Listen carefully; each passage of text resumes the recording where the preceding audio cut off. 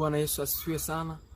Nipende kukuletea neno la Mungu kutoka katika kitabu cha Mhubiri sura ya 11 mstari wa 9 mpaka wa 10. Biblia inasema, wewe kijana ufurahie ujana wako na moyo wako ukuchangamshe siku za ujana wako, ukaziendee njia za moyo wako na katika maono ya macho yako. Lakini ujue wewe ya kwamba kwa ajili ya hayo yote Mungu atakuleta hukumuni.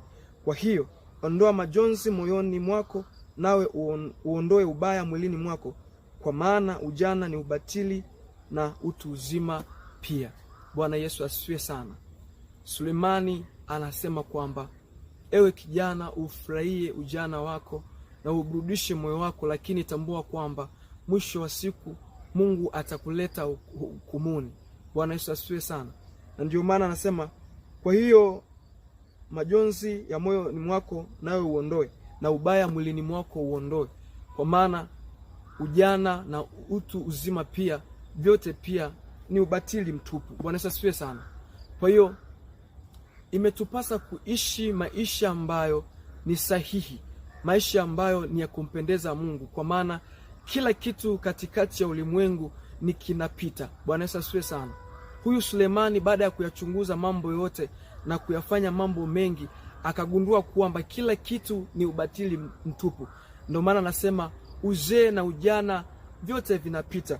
Anasema kwamba uondoe ubaya katika mwili wako, kwa kuwa vyote ni ubatili mtupu. Kwa hiyo unaweza ukaishi katika kutenda mabaya, lakini kumbuka mwisho wa siku Mungu atakuleta hukumuni.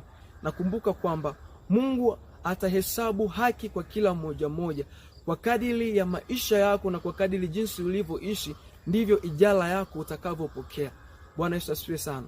Kwa yatupasa kuondoa ubaya na mabaya yote, kwa maana Mungu atakapotuleta hukumuni akatuhukumu katika matendo yote tuliyoyatenda, ionekane kwamba tuliishi vyema duniani. Bwana Yesu asifiwe sana.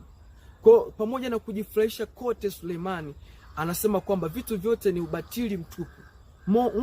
Mungu anautazama moyo ambao unaishi katika kutenda mema, unaishi katika kufanya yaliyo mapenzi ya Mungu. Bwana Yesu asifiwe sana. Kwa mtu wa Mungu, leo nimekuletea neno ili uweze kubadilika, upate kuishi katika Mungu. Anasa na mambo yote ya ulimwengu ishio katika hayo yote yanapita, lakini kumbuka atakapokuleta Mungu hukumuni, utajibu kitu gani? Yale mambo ambayo umeishi ukiyatenda katika ulimwengu huu, hayo ndio atakayosimama mbele zako. Kwa maisha yako sasa ya kupasa watengeneze, uyaweke sawa, ili hatimaye hata Mungu atakapokuleta hukumuni